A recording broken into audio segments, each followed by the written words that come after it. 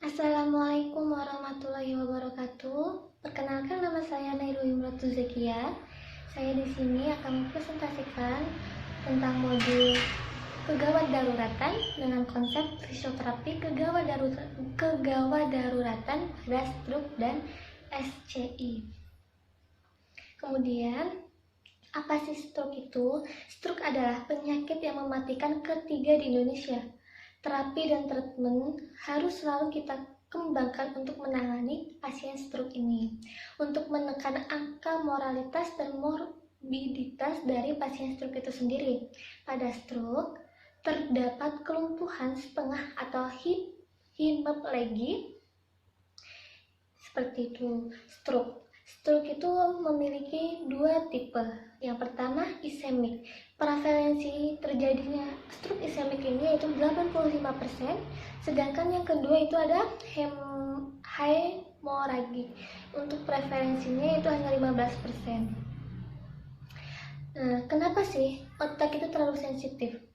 Pertama, otak harus menerima 20% dari total sirkulasi darah atau cardiac output, sedangkan berat otak hanya 2% dari tubuh kita, dan otak sangat bergantung pada oksigen. Apabila neuro hilang, maka per stroke yaitu memiliki 1,2 juta, sedangkan per menitnya itu memiliki 1,9 juta, sedangkan untuk per jamnya itu ada 120 juta.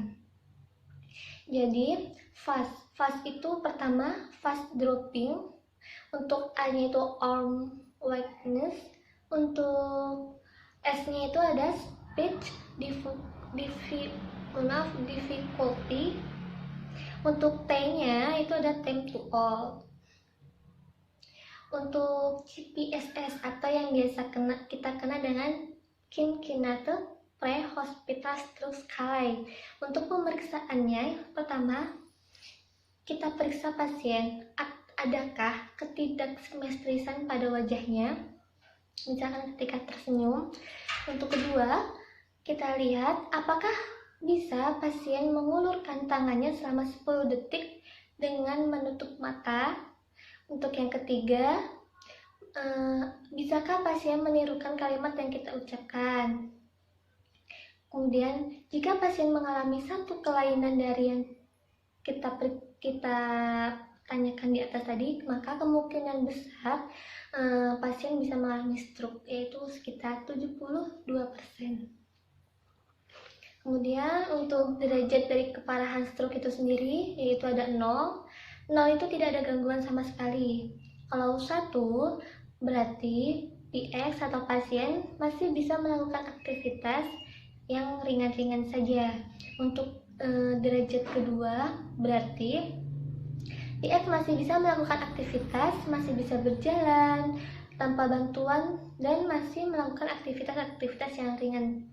Untuk derajat ketiga, di sini pasien atau PX mulai membutuhkan beberapa bantuan, tapi masih bisa melakukan ambulansi, mungkin dengan bantuan pada saat dari bangun ke duduk dan sebaliknya, atau pola jalan yang sudah mulai kelihatan kurang bagus. Untuk derajat keempat, berarti PX atau pasien ini tidak bisa berjalan secara mandiri, berarti memerlukan bantuan. Untuk derajat kelima, yaitu PX sudah ada debridement atau incontinentia dan luka, berarti sudah mati rasa gitu ya. Dan derajat yang keenam, berarti pasien meninggal dunia atau sudah tidak tertolong. Kemudian, apa sih yang harus kita perhatikan? Pertama, yaitu diagnosisnya harus secara cepat dan akurat, sesuai fast tadi itu. Kedua, waktu sangat penting pada pasien stroke. Ketiga, keputusan secara klinis akan menentukan prognosis yang lebih bagus dengan secara cepat. Itu yang harus kita perhatikan ketika kita menangani pasien yang terkena stroke. Kemudian yang selanjutnya itu ada spinal cord injury. Apa sih itu? Jadi spinal cord injury itu adalah sebuah cedera pada medula spinalis yang akan menyebabkan perubahan di fungsi sensorik, motorik maupun autonomiknya. Untuk mekanismenya sendiri itu pertama ada benturan langsung, kedua ada kompresi oleh fragmen tulang atau hematoma atau cakram. Terus yang terakhir itu ada iskemia akibat kerusakan atau benturan arteri tulang belakang. Untuk preferensinya sendiri yaitu menurut National Spinal Cord Injury database-nya, pertama kecelakaan kendaraan bermotor itu kurang lebih ada 44,5%, berarti lumayan tinggi nih ya. Kemudian yang disebabkan karena jatuh itu ada 18,1%, sedangkan untuk kekerasan atau kejahatan itu 16,6%, sedangkan yang disebabkan karena olahraga itu hanya 12,7%. 55% kasus terjadi di usia 16 sampai 30 tahun, sedangkan 81,6% itu adalah laki-laki. Oke. Untuk dorsal root sendiri itu ada serat sensoris. Kalau ventral root itu biasanya serabut motoriknya. Kalau dorsal dan ventral root bergabung pada fenomena intervertebralis untuk membentuk saraf tulang belakang. Kemudian ada dermatom, yaitu area yang dipersarati oleh akson sensorik dalam akar saraf segmental tertentu. Kemudian ada pengetahuan sangat penting dalam menentukan level dari cederanya dan berguna untuk menilai peningkatan atau penurunannya. Kemudian itu ada myotom.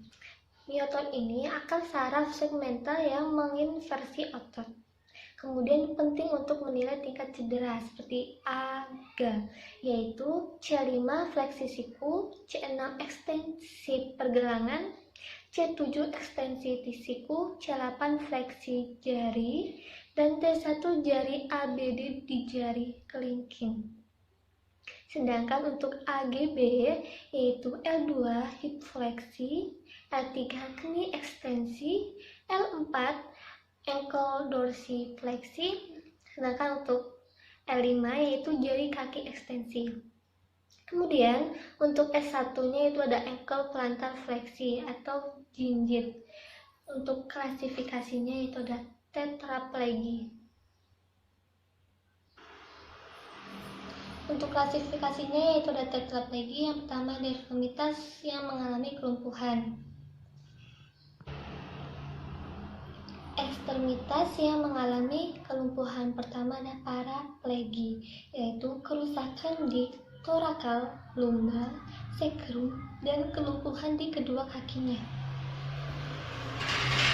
Untuk yang komplit berarti ada masalah baik di sensorinya maupun di motoriknya. Dan untuk yang inkomplit yaitu masih ada sensorisnya namun prognosisnya lebih bagus. Nah, kemudian kita masuk ke Asia Scalae, yaitu untuk menentukan apakah pasien masuk dalam kategori A, B, atau C yang seperti kita sebutkan tadi di atas.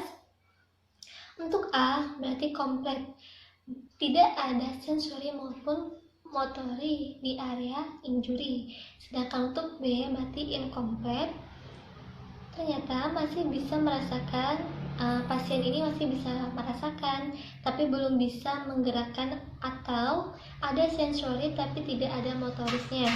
Untuk C masuk ke incomplete juga tetapi bisa merasakan, bisa sedikit menggerakkan dengan MMT 3. Dan untuk yang D berarti itu incomplete juga, yaitu dia bisa merasakan dan sudah bisa bergerak dengan MMT lebih dari 3 namun kurang dari 5. Dan sedangkan untuk E berarti normal, tidak terkena SCI.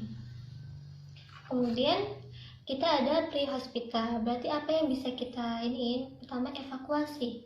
Kedua, sebelum evakuasi perhatikan fiksasi pada frakturnya, kemudian imobilisasi untuk mencegah pergerakannya atau memperparah dari fraktur tersebut. Terus yang terakhir itu ada prinsip ruangan adalah tidak boleh ada rotasi pada tulang yang ada di vertebranya. Mungkin sekian dari saya, kurang lebihnya mohon maaf. Wassalamualaikum warahmatullahi wabarakatuh.